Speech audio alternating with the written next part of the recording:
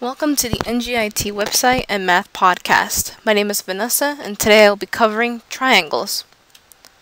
So this tutorial is going to go over a quick beginning lesson to the different types of triangles and how different triangles can be compared and be considered similar or corresponding.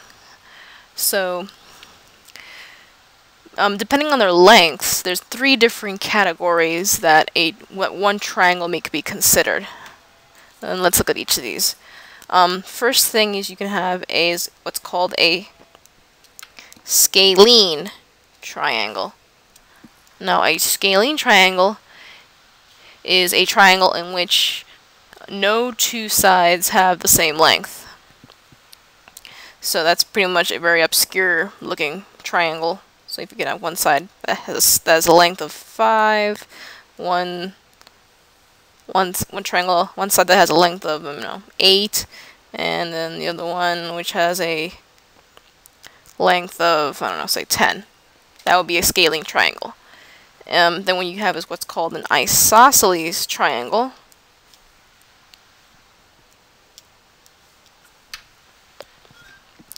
And what an isosceles triangle is a triangle that has 2 equal sides. So, say you had a triangle that was, 7, 7, and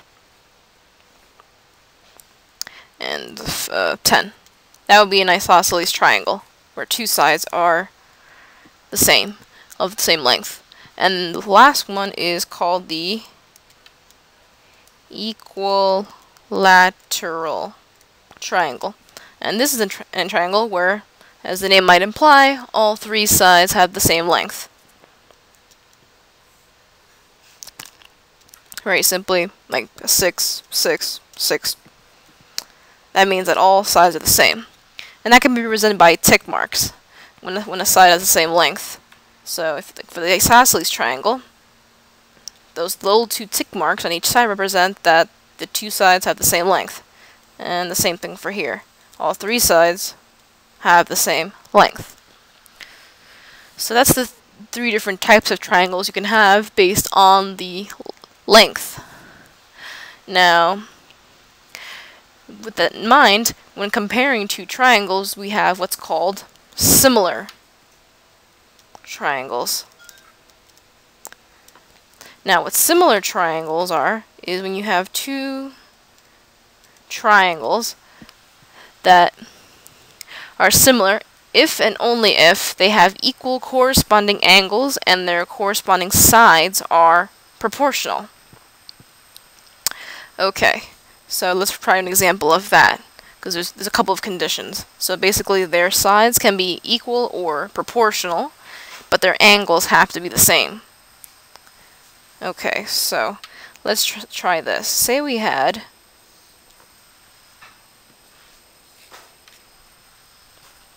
first we had this triangle, and its sides were labeled A, B, and C. Those are labeling the corners, or the angles actually, and their sides were length 7, 5, and 3. Now we have another triangle.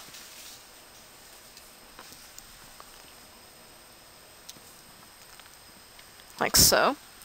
Its angles are labeled D, E, and F, and it has sides of 10, 6, and 14. Okay? Now, because we don't have the angles labeled here, but let me just say as a fact that it's given that angle A is equal to angle D.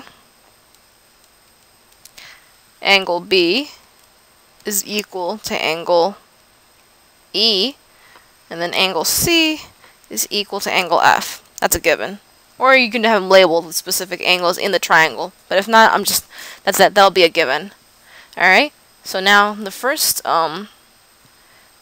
requirement is met. All these corresponding angles are the same. A with D, is the same, B with E is the same, and then C with F is the same.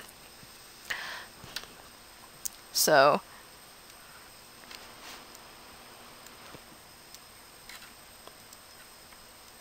and then this is another little thing you can use. Okay, so but now let's look at the sides. Angle A corresponds with angle D.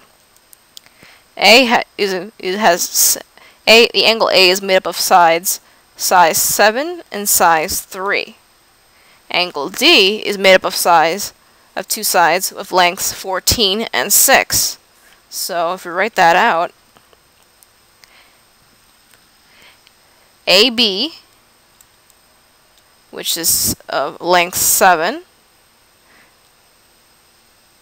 with DE,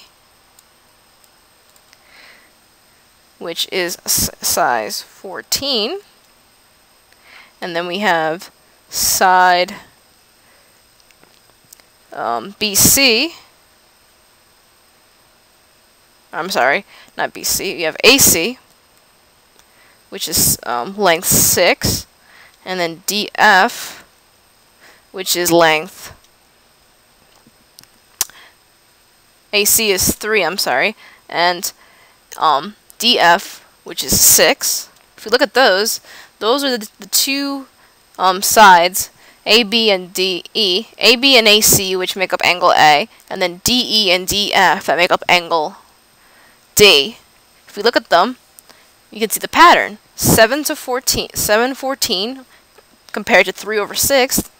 If you simplify both of them, they are proportional because they both simplify to 1/2. 7 over 14 is equal to 3 over 6,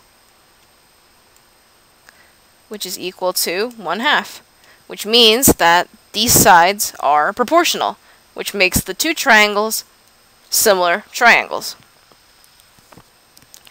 Now there's a couple of other concepts that you can remember with triangles. There's the concept of congruency. Now what does it mean when two triangles are what's called congruent? Okay, congruent means that when two triangles are congruent if and only if they have equal corresponding angles and sides. Now this doesn't mean that necessarily all angles and all sides need to be the same. There are different theorems where you can actually prove congruency when triangles don't always look exactly the same. There are three congruent triangle theorems. The first one is what's called side angle side, abbreviated by SAS. That's side angle side.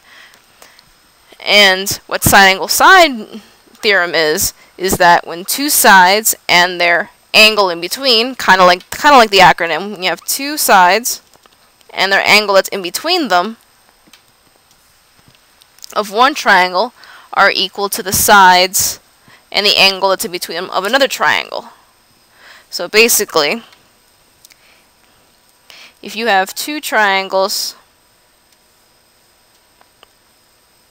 okay, and say this angle was 30 degrees, and the two sides that make this angle up are lengths 5 and 7, and then you have another triangle here with a 30-degree angle, and its sides are 5 and 7. These two triangles are congruent triangles based on the side angle side theorem. The next theorem is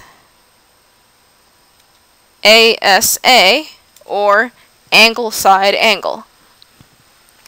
And this theorem basically states that if you have two angles and their included side, or a side that's in between them, of two triangles that are corresponding, then these two triangles are congruent.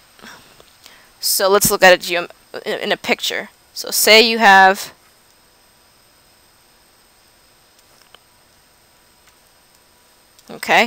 Now you have one angle here that I'll say that it's 30, and then this one is 60.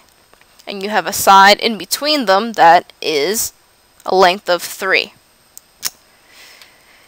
This triangle can be congruent to another triangle that, even if it's shaped completely differently, but it happens to have a 30-degree angle, a 60-degree angle, and the line in between them is length 3.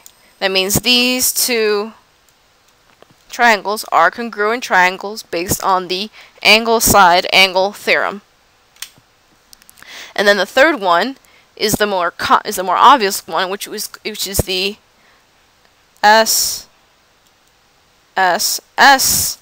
theorem, or the side-side-side triangle. The side-side-side is if all three sides of one triangle are equal to the corresponding sides of a different triangle, then these two triangles are congruent. So this is just strictly with the lengths of the sides. So if you have one triangle that has length of 5, 5, 5, and another triangle that is 5, 5, 5, that means that both these triangles are congruent due to the side-side-side congruent triangle theorem.